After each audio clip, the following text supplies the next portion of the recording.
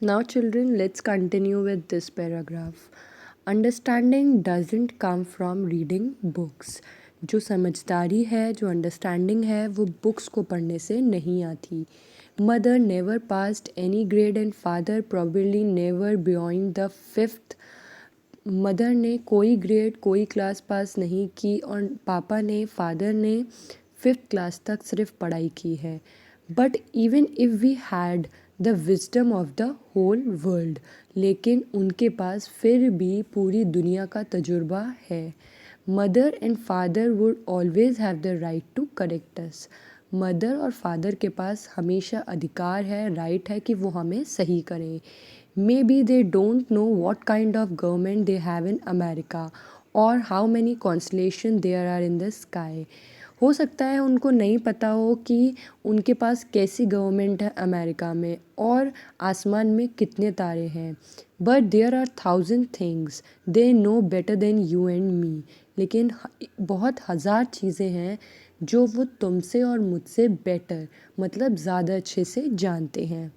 God forbid but if I should fall sick today, भगवान ना करे अगर मैं आज बीमार हो जाऊं. Then you had be at your wits end, तुम बिल्कुल अंत में खड़े हो जाओगे. You would not be able to think of anything except sending a telegram to father. तुम सिर्फ पापा को टेलीग्राम भेजने के अलावा और कुछ नहीं सोच पाओगे.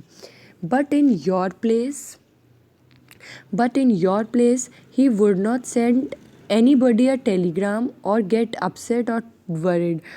और अगर हम पापा के केस में देखें, अगर हम या मैं या तुम बीमार होते हैं तो वो वरिड नहीं होते, अपसेट नहीं होते और ना ही टेलीग्राम भेजते हैं. He had find out about the disease himself and try the remedy. और वो क्या करते हैं कि वो डिजीज़ को, बीमारी को फाइंड आउट करने की, खोज करने की सोचते हैं एंड ट्राई द रेमेडी और उसका इलाज सोचते हैं. Then if I didn't work he had call some doctor. अगर वो उनके इलाज ने काम नहीं किया तो वो डॉक्टर को बुलाते हैं. But you and I don't even know how to make our allowance last through the month. लेकिन मैं और तुम दोनों ही नहीं जानते कि इलाज हम कैसे करें. Don't be so proud of almost catching up with me and being independent now. इस चीज़ का घमंड मत करो कि मैं चुप हो गया हूँ और तुम इंडिपेंडेंट हो गए हो. I will see that you don't go off track. मैं देख रहा हूँ कि तुम ट्रैक पर नहीं जा रहे हो. If need be I can use this too. अगर इसकी ज़रूरत पड़ी तो मैं फिर से उन चीज़ों को यूज़ करूँगा. I was thoroughly ashamed by his new approach. उसकी न्यू अप्रोच से मैं अशेम्ड हो गया. I had truly come to know my own significance and a new respect for my brother was born in my hurt.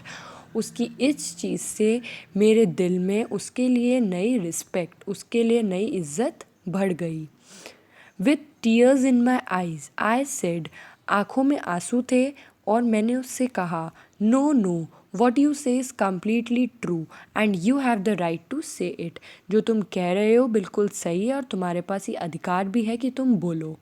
My brother embraced me and said, I don't forward you to fly kites. मेरे भाई ने मुझसे कहा, मैं ये मना नहीं करता कि तुम पतंग मत उड़ाओ. आई लाइक इट टू, मुझे भी पसंद है. But what can I do, लेकिन मैं क्या करूँ. I go off track, how will I watch for you. If I go off track how will I watch for you. अगर मैं अपने ही ट्रैक से उतर जाऊँगा तो मैं तुम्हें कैसे देखूँगा कि तुम कैसा पढ़ रहे हो. Just then, a kite had been cut loose passed over us with its string dangling. देखा कि पतंग कैसे कट गई अपनी रस्सी को लूज़ करने से. A crowd of boys were chasing after it. और जो बॉयज़ थे, जो लड़कों का झुंड था, वो तुम्हें चेज़ कर रहा था. My brother was very tall. मेरा भाई बहुत लंबा है. He leaped, caught hold of the string and run at top speed towards the hostel. उसके बाद क्या हुआ कि वो बहुत लंबा था और वो बहुत तेज़ भागता हुआ हॉस्टल पहुंच गया. I followed running close behind him, और मैंने भी उसको भागते हुए मैंने भी उसको फॉलो किया। Children, this chapter is completed and this chapter is written by Munshi Premchand. Who is the writer of this chapter? Munshi Premchand. Thank you.